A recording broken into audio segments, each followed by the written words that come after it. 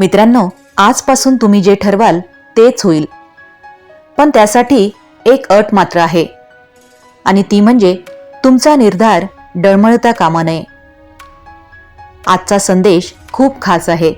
जर तुम्ही हा संदेश ऐकत असाल तर कदाचित स्वामी समर्थ महाराज तुम्हाला एक गोष्ट सांगू इच्छित आहेत.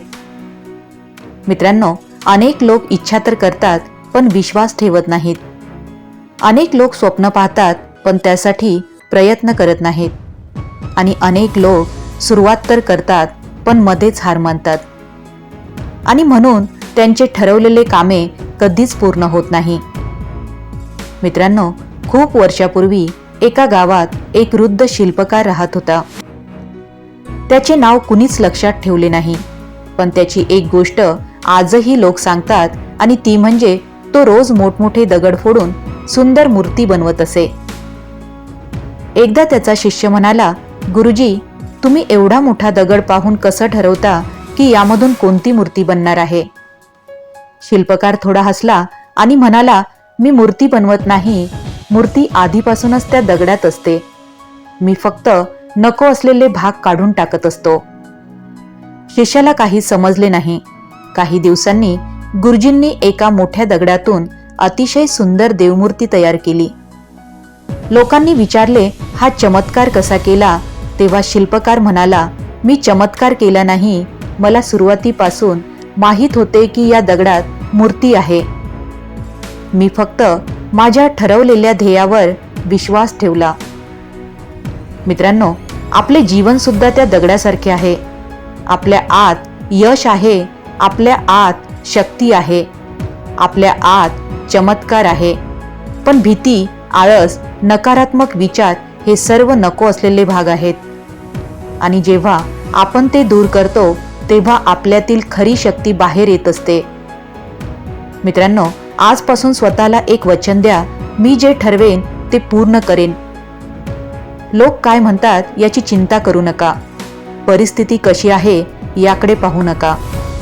कारण इतिहास परिस्थितीने नाही तर निर्धाराने घडवला आहे.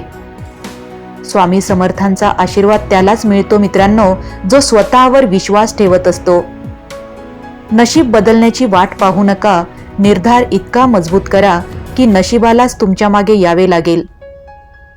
आजचा ठाम निर्णय उद्याचा चमत्कार बनत असतो. ज्याने मनात जिंकले त्याला जगात कुणीही हरवू शकत नाही. मित्रांनो, तुमच्या जीवनात सर्वात मोठी शक्ती कोणती आहे तर ती आहे तुमचा निर्धार. जेव्हा एखादी व्यक्ती मनापासून ठरवते की मला हे करायचंच आहे, तेव्हा विश्वातील अनेक गोष्टी तिच्या मदतीला उभ्या राहू लागतात. पण समस्या अशी आहे की बहुतेक लोक ठरवतात आणि दुसऱ्याच दिवशी शंका घ्यायला लागतात. आज विश्वास, उद्या भीती, परवा निराशा. अशा मनाला यश कसे मिळणार? मित्रांनो, एका जुन्या काळात एक तरुण साधू हिमालयाकडे तपश्चर्या करण्यासाठी निघाला. रस्त्यात त्याला एक वृद्ध संत भेटले. त्या संतांनी विचारले, कुठे चालला आहेस? तरुण म्हणाला, मला परमसत्य शोधायचे आहे. संत थोडे हसले आणि म्हणाले, तुला परमसत्य सापडेल, पण एक अट आहे. मध्ये कितीही अडथळे आले तरी मागे वळून पाहायचे नाही. तरुणाने होकार दिला.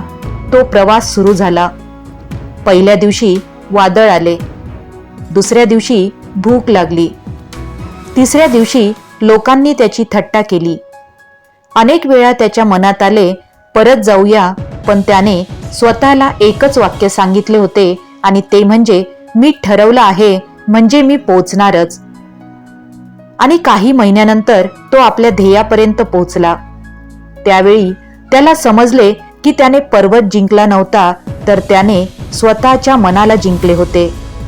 याचा अर्थ आपल्या आयुष्यातील सर्वात मोठा शत्रू बाहेर नाही, तो आपल्या मनात असतो.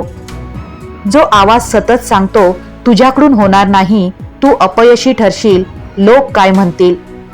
पण ज्या दिवशी तुम्ही या आवाजाकडे दुर्लक्ष करून पुढे चालत राहता, त्या दिवशी तुमचा विजय नक्की सुरू होतो. मित्रांनो, आजपासून तुम्हाला काय करायचे आहे तर आजपासून सकाळी उठल्यावर स्वतःला सांगा, मी जे ठरवेन ते पूर्ण करेन. लहान ध्येय असेल तरी चालेल, रोज नामस्मरण करायचे आहे. रोज एक चांगले काम करायचे आहे, रोज स्वतःला सुधारायचे आहे. पण जे ठरवाल ते पूर्ण करा, कारण मनाला सवय लागत असते. एकदा मनाला समजले की तुम्ही तुमचे शब्द पाळता तर ते तुमची साथ द्यायला लागतात. मित्रांनो, स्वामी समर्थ महाराज नेहमी सांगतात की श्रद्धा आणि धैर्य सोडू नका. देव तुमच्यासाठी मार्ग तयार करू शकतो, पण त्या मार्गावर चालण्याचा निर्णय तुम्हालाच घ्यावा लागतो. आज तुम्ही जो निर्णय घ्याल तोच तुमच्या उद्याचे भविष्य घडवेल. आणि म्हणून भीती नाही, नकारात्मकता नाही, फक्त विश्वास आणि प्रयत्न. ज्याने स्वतःच्या मनावर विजय मिळवला त्याला जगातील कोणतीही शक्ती हरवू शकत नाही. आजचा निर्धार उद्याचा चमत्कार बनत असतो. स्वप्न पूर्ण करणारे लोक वेगळे नसतात, त्यांचा निर्धार वेगळा असतो. तुम्ही ठरवा आणि मग जगाला दाखवा की तुमचा निर्णय किती शक्तिशाली होता. मित्रांनो, जर हा व्हिडिओ तुम्हाला आवडला असेल तर लाईक करा, चॅनलला सबस्क्राईब करा आणि कमेंट्समध्ये लिहा श्री स्वामी समर्थ, जय जय स्वामी समर्थ. धन्यवाद. पुन्हा भेटूया एका नवीन आध्यात्मिक आणि प्रेरणादायी विषयासह. तोपर्यंत श्री स्वामी समर्थ.